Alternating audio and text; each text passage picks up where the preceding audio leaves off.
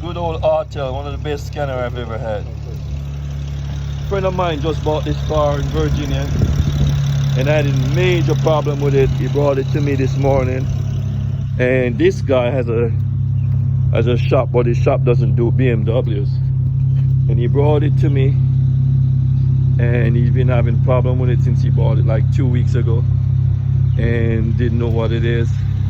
So he brought it to me. We started to do a diagnostic on it real quick, and we found out that somebody had the coil wires. This coil is connected here and this one is connected here. So somebody did a valve from a gasket, as you can see, new gasket, and mixed the spark plug with the coil wires up. And so he had a real bad misfire. Here he is, what? Yeah, he's smiling and cheesing like crazy now. Yeah, he's happy. It's crazy. Yeah, yeah. What year was this one again?